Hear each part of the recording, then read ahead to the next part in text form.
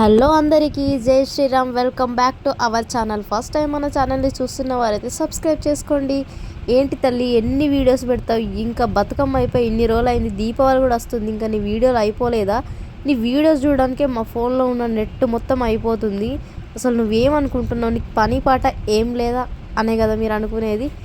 మీరు అట్లా అనుకోవద్దు ప్లీజ్. ఎందుకంటే వీడియోస్ తీసి ఎడిట్ చేసి వాటిని వేస్ట్ చేయడం ఎందుకని మీరు కూడా చూసి ఎంటర్టైన్ అవుతారు కదా అనేసి పోస్ట్ చేస్తున్నా అన్నమాట. ఇందులో నా స్వార్థం కూడా ఉందిలేండి, నా ఛానల్ గ్రోత్ అవ్వాలని కూడా వీడియోస్ చేస్తున్నా. సో ప్లీజ్ సబ్స్క్రైబ్ చేసుకొని సపోర్ట్ చేస్తారని అయితే అనుకుంటున్నాను. ఇదైతే మా ఊర్లో సద్దుల బతుకమ్మ. దసరా పండుగ వచ్చిందంటే తల్లిగారింటికి పోనోళ్ళు ఎవ్వరూ ఉండరు. నేనైతే ఎవ్రీ ఇయర్ ఎంగిలిపుల బతుకమ్మ రోజే అక్కడికే వెళ్ళేదాన్ని. ఆ రోజు నుండి 9 days అక్కడనే ఆడుకునేదాన్ని. బట్ ఇప్పుడు ఆఫీసు పిల్లలు పెద్దగా అయినరు, రెగ్యులర్గా స్కూల్కి వెళ్తారు కాబట్టి ఇక నేను వెళ్ళలేకపోయినా. లేకపోతే ప్రతి పండగ వచ్చిందంటే పండగకి 3 రోజుల ముందు పోయి పండగ అయిన తర్వాత 4 రోజులు వెనకొచ్చేదాన్ని అన్నమాట. అట్లుండే ఇప్పుడు అట్లాంటి దాన్ని పండగ రోజు పోయి పండగ తెల్లారి రచ్చుడు అవుతుంది. అంతే ఉంటుంది లైఫ్, ఎప్పుడు ఒకలాగా ఉండదు కదా. ఇంతకీ నన్ను గుర్తుపట్టినరా లేదా మరి మీరు? ఇక్కడ చూడండి, పొడుగు జుట్టు వేసుకొని సోకులో పడ్డా కదా, అది నేనే అన్నమాట. ఎట్లున్నదో మన లుక్ కామెంట్ చేయండి. మనం వేసుకున్న బ్లౌజ్ మస్తు మందికి నచ్చిందబ్బా, నేను అస్సలు ఎక్స్పెక్ట్ చేయలేదు. దాని గురించి ఒక వీడియో కూడా చేస్తాను. నేను ఆల్రెడీ మీషోలో తీసుకున్న అన్బాక్సింగ్ వీడియో పెడదామనుకున్నా, ఇవన్నింటిని చూసి అవి పెట్టడం అయితే మర్చిపోయినా. ఒక మీషో అన్బాక్సింగ్ వీడియో అయితే పెడతానమాట. నచ్చితే అయితే మీరు కూడా తీసుకోవచ్చు, క్వాలిటీ పరంగా మస్తున్నది.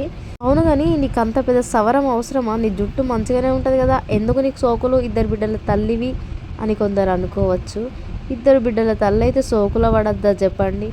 పిల్లలు పుట్టినప్పటి నుంచి ఇప్పుడే నేను హెవీగా రెడీ అయినా. ఎందుకంటే ఇన్ని రోజులు వాళ్ళు చిన్నగా ఉండే కాబట్టి రెడీ అవ్వలేకపోయినా.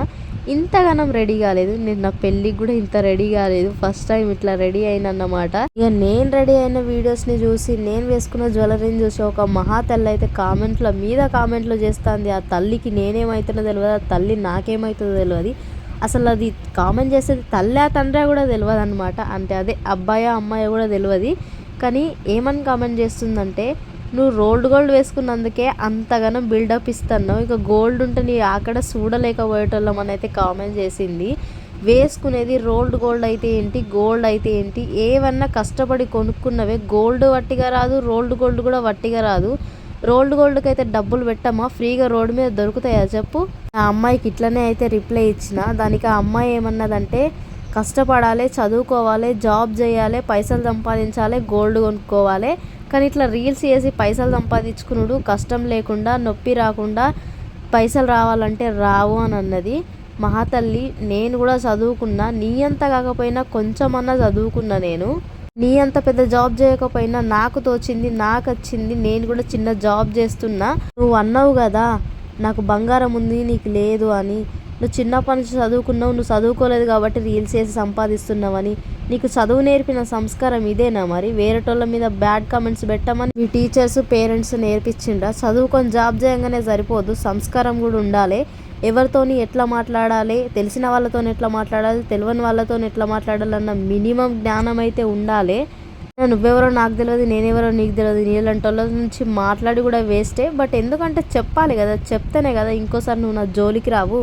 నీ గోల్డ్ ఉంటే దాసుకో, కొంచెం బుద్ధి జ్ఞానం నేర్చుకో, అంతేగాని మంది మీద వాడు ఏడవకు.